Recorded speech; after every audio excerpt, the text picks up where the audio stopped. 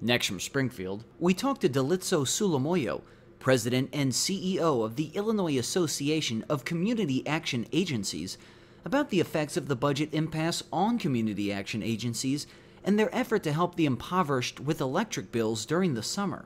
This runs about 20 minutes. Dalitso Sulamoyo, thanks for joining us on the Illinois Channel. Thank you, Terry. How are you? Great, and before we go, I'll just mention to the viewers that you are a member of the Illinois Channel Board, but we're really talking to you about something that's totally unrelated to the Illinois Channel. It's, again, the impact, as we sadly had to talk to you about last year and are doing it again this year, of the state not having a budget and what impact that has on social service agencies, in your case, the Illinois Community Action Agencies. I'll let the viewers know that among the things you do is you run the LIHEAP program, the Low Energy Heating Assistance Program. I might be saying that a little bit wrong, but yeah, that's fine. As we sit here in the middle of June, with the new fiscal year starting in about 2 weeks, what would be the impact on your agency if no budget is passed? So, Terry, you're right. You know, we represent the community action agencies throughout the state of Illinois. There are about 40 organizations that are, addressing, poverty in one way or the other. But in most cases, I would say that 80% of the funding that our member agencies receive are federal funds. These are funds that are passed through the state of Illinois. And in order for them to be able to spend those funds, the General Assembly has to appropriate the spending of those funds. So if we don't have any kind of a budget passed or agreed upon before the new fiscal year begins on July 1st, we will be unable to access those federal dollars that have already been appropriated by Congress and have been allocated to our state to be spent in all these various programs that our member agencies operate. A lot of times, I think people, and I understand this, there's so much to keep track of in everyone's life that they kind of give a cursory attention to some of these issues. Mm-hmm. Sometimes we're going to have some of our fellow citizens say, well, the government needs to quit spending money in certain areas. But what they should understand here, you get money partially from the state, about a third of your funds from the state, mm-hmm. 2/3 are from the federal government. Mm-hmm. And the money that comes from the state is not technically, I mean, I suppose you could argue whether, but it's not technically tax dollars. No, it's not. So as you know, I mean, the big issue that has been ongoing since last year as far as the budget is concerned, the shortfall that has been debated the last few months is more related to the General Revenue Fund. The funds that we're talking about, so if you want to focus on the LIHEAP program, yes, we do receive both federal funds as well as state funds. The state funds are not, and actually I hesitate to call them state funds because these are funds that are collected by regulated utilities from their customers, both residential as well as commercial and industrial customers. They pay a surcharge on a monthly basis. The funds are collected by the utilities, remitted to the state of Illinois for the specific purpose to be used in the LIHEAP program, to assist their customers that are unable to afford their utilities. So we call them state funds because they're not federal funds, but they're not really coming out of the General Revenue Fund. They're a special fund. We also have federal funds that Congress has appropriated. The President has approved the spending on those funds, and we receive that allocation from the federal government. And we are one of, I think, 20 states that actually will appropriate or authorize the spending of federal pass-through dollars. And so, as I pointed out, if we don't have a budget, the authorization of those federal funds will put us in a precarious situation where we're unable to, I mean, we can continue to spend because we have contracts. Most of our agencies have existing contracts in place. But the challenge is going to be that for any expenditures incurred from July 1st moving forward, if there's no budget in place, they will not be able to get reimbursed for those costs until the General Assembly appropriates and the governor approves the spending of those funds. And just to restate some of what you just said, to hammer home, to make sure people don't miss the point, a budget is not merely a document that contains dollars to be spent. Right. It is also a legal document. Right. It is a law. Mm-hmm. And you must pass a law. That's right. To authorize the expenditures of dollars. That's correct. So in this case, in your case, 2/3 of the money is coming from the federal government. Right. Even if you didn't get any of the state government money, mm-hmm. you would still need to have a piece of paper right. that was passed by the legislature to say you have the legal authority to get access to these federal dollars mm-hmm.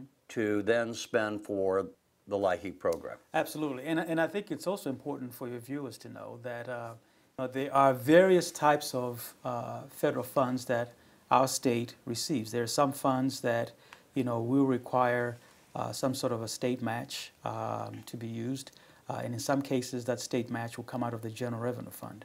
But a lot of the funding does not have those types of requirements, and I can only speak specifically to the funding that our member agencies receive. Does not require state funds. There's no funds coming out of the General Revenue Fund.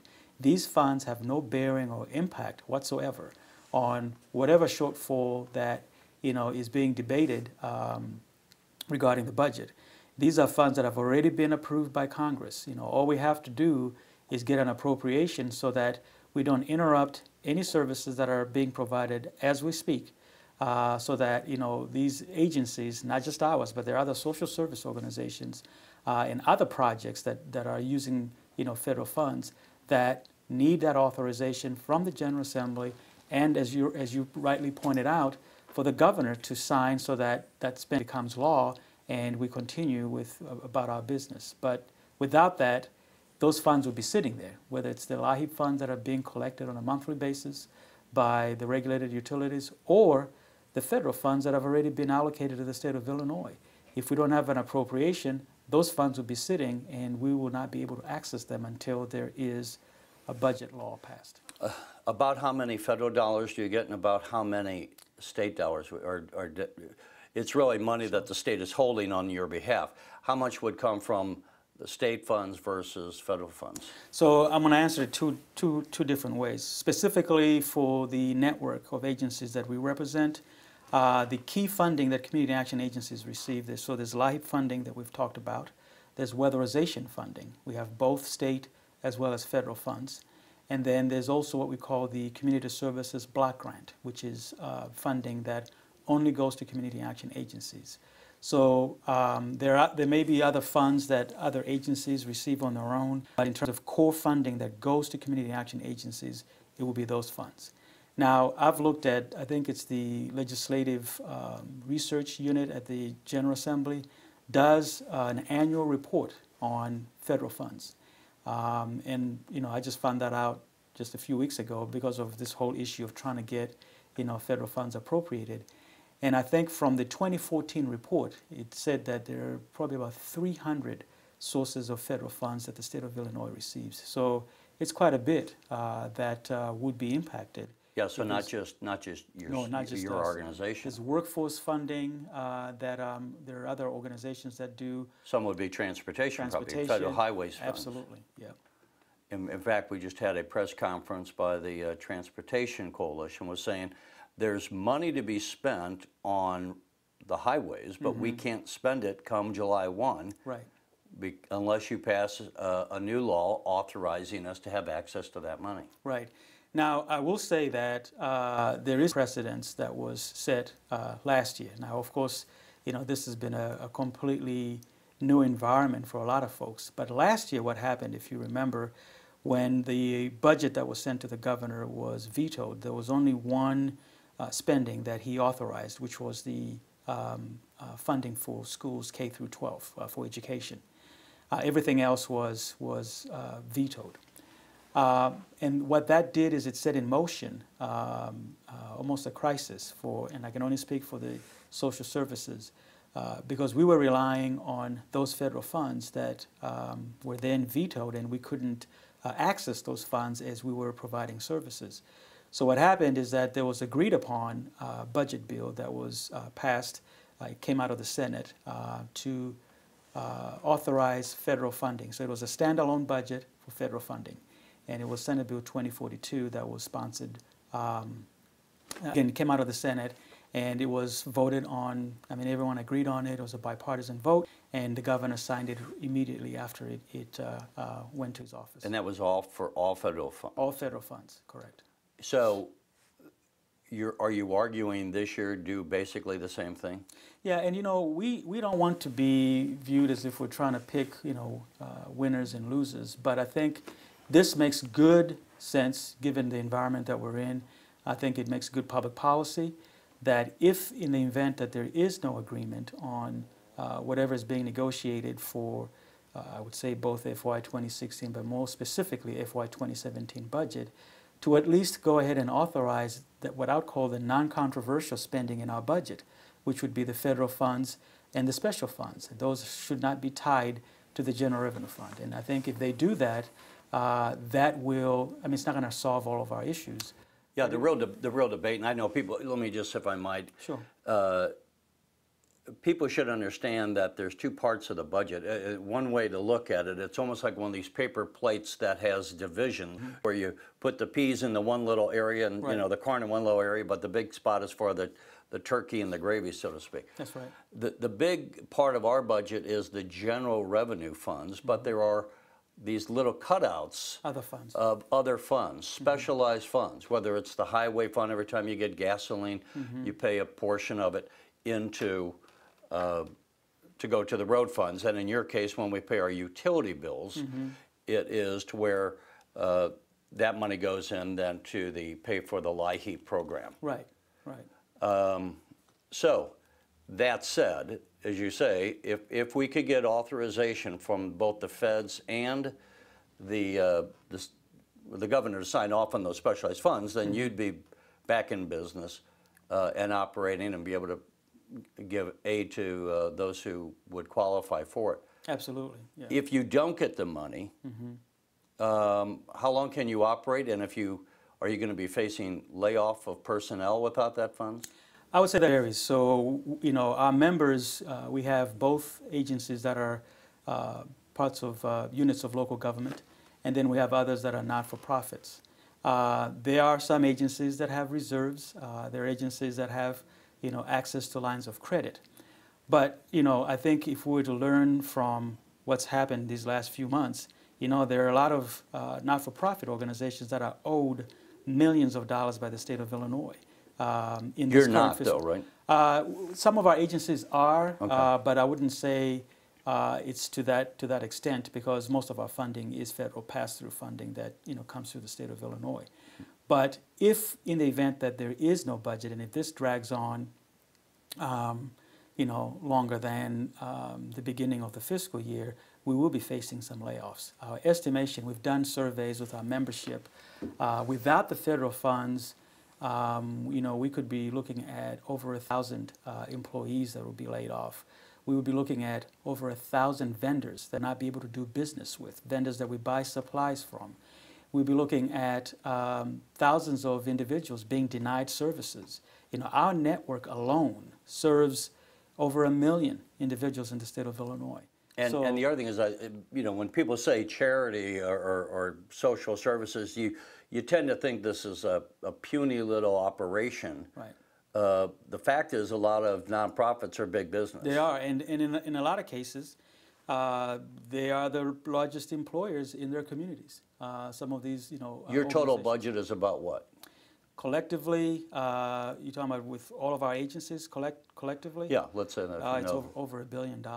Wow, just in the state of Illinois? Just in the state of Illinois, yeah. That's much larger than I even would have known. Yeah, I mean, we've looked at, because we do collect that data from all of our members, it's over $1 billion. So if anyone looked at the collective economic impact, just that, what you're going to buy, what you're going to be paying people. That's right. The ripple effect which is how an economy works. That's right. Right. So yeah, it's not there's a limited. huge economic impact. Absolutely. If you're unable to, well, if you lay off 1,000 people, that's a lot of people. That's right. Those are people not buying goods and services in your community. As I pointed out, the vendors, those are vendors that are not getting out of business. I mean, you know, you've done a story on the weatherization program. I mean, with that program, I mean, we're buying supplies from, you know, like Lowe's and, you know, places like that, or even in the smaller communities from the mom and pop, you know, hardware stores where we're buying supplies to do weatherization work. We employ family businesses, small contractors to do weatherization work. So if we don't have access to those resources, we're not going to be able to employ those businesses to do work with us. And so that's going to have an impact on them. So you're right, it has a ripple effect throughout the communities that community action agencies serve.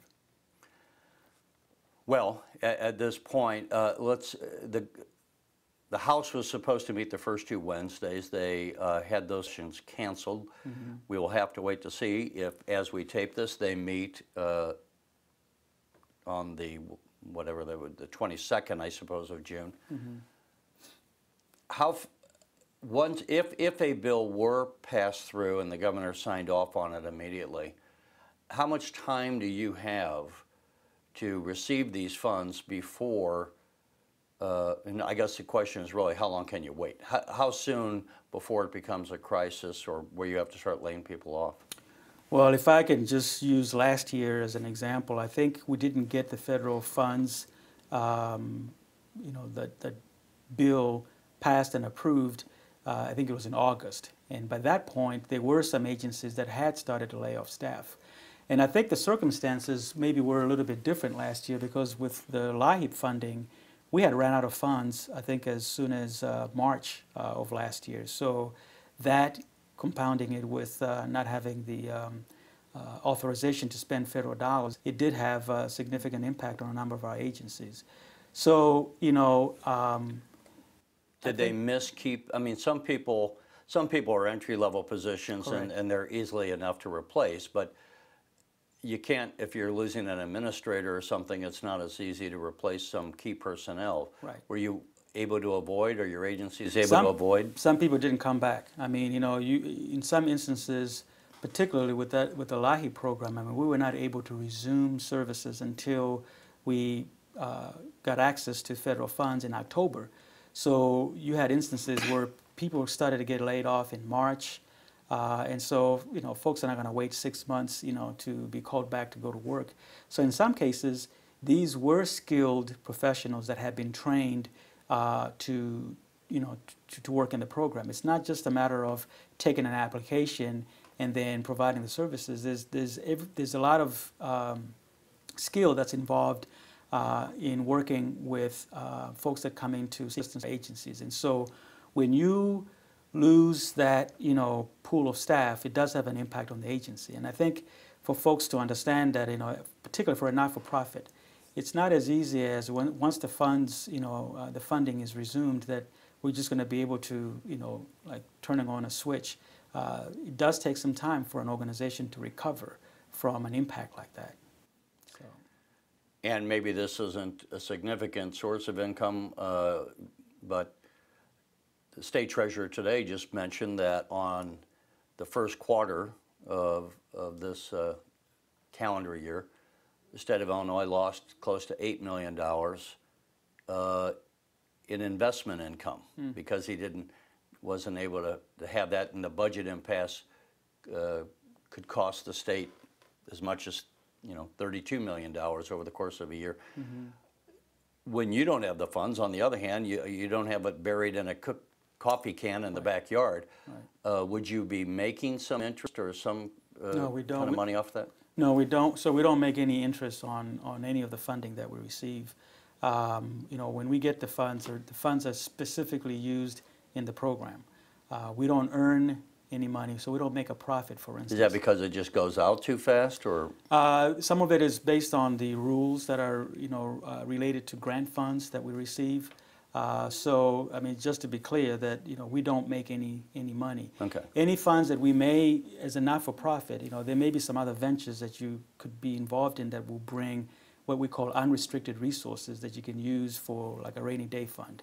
So my organization, for instance, this building, we own the building and we have tenants that rent space from us. So we're able to generate funds that are unrestricted. In other words, we can use those funds to advance our mission without having any specific direction from the federal government or from the state of Illinois. But in most cases, the funding that we receive goes directly to providing services. Okay. Last thing, if people are listening to this and are interested in applying for LIHEAP, how would they do that? So they can go to our website. We have a list of the agencies, our agencies throughout the state that are providing LIHEAP assistance. Or they can also go to the state of Illinois website, which is the Department of Commerce and Economic Opportunity. They could just Google LIHEAP in Illinois and it should take them to either one of those websites. We have 35 organizations in Illinois that provide LIHEAP assistance. And one thing to point out, I think if the weather is going to be what it has been these last few days, we're definitely going to need those resources, particularly this summer, to assist seniors and households with disabilities, at least with some cooling assistance, so that they're not going to suffer if this summer is going to be a very hot one. Yeah. Assistance for cooling as well as heating. We tend to maybe mistakenly think of it only as heating assistance, but it's obviously cooling as well. Yep. Dalitso Sulamoyo, thanks for joining us. Thank you so much, Terry. Thank you.